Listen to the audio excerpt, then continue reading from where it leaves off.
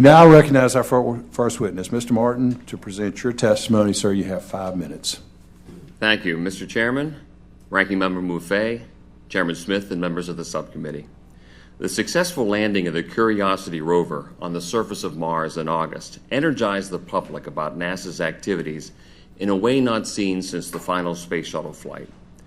Another highlight this past year was the first commercial resupply mission to the International Space Station by SpaceX in October.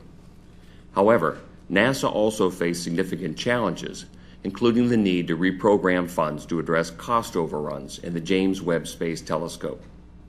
This shift contributed to delays in several ongoing projects and cancellation of several others, including one with the European Space Agency for planned science missions to Mars. At the same time, NASA is busy developing a new rocket, capsule, and related launch infrastructure to enable crewed missions to an asteroid or Mars, expensive and technically complex undertakings in an increasingly austere budget environment. Along with the rest of the federal government, NASA is poised to tumble over the fiscal cliff tomorrow with $894 million in sequestration cuts. Indeed, from our perspective, declining budgets and fiscal uncertainties present the most significant external challenge to NASA. My written statement discusses our complete list of management and performance challenges. This morning, I plan to briefly highlight 3. First, project management. Over its 50-year history, NASA has been at the forefront of science and space exploration. However, in addition to their achievements, many NASA projects share another less positive trait. They cost significantly more to complete and take much longer to launch than originally planned. Last September, the OIG issued a report that identified 4 primary challenges facing NASA as it seeks to achieve project cost, schedule, and performance goals. The agency's culture of optimism, underestimating technical complexity, funding instability, and limited opportunities for project managers' development. Second, NASA's aging infrastructure.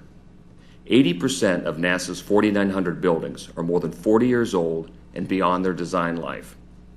However, NASA has not been able to fully fund required upkeep costs and estimates its deferred maintenance expenses at $2.3 billion. One way NASA could reduce these costs is to reduce the amount of unneeded infrastructure in its inventory. To be successful, NASA must move beyond its historic keep it in case we need it mindset. In an audit we issued earlier this month, the OIG identified 33 facilities, including wind tunnels, test stands, airfields, and launch-related infrastructure, that NASA was neither fully utilizing nor had a future mission need. These facilities cost the agency more than $43 million to maintain in fiscal 2011 alone. And finally, information technology security. 1 year ago, I sat behind this same table and testified alongside the NASA Chief Information Officer about the state of IT security at NASA. Among other things, I mentioned that at the time only 1% of NASA's laptop computers were fully encrypted, compared to a government-wide rate of 54%. 8 months later, an unencrypted NASA laptop computer containing personally identifiable information on more than 40,000 individuals was stolen from the vehicle of a NASA employee. Agency officials estimate that credit monitoring and other expenses related to the theft could cost NASA up to $850,000. Following that incident, the NASA administrator accelerated the timetable for encrypting the hard drives on all agency laptops, and as of 2 weeks ago, the agency reported an encryption rate for its laptops of 99%.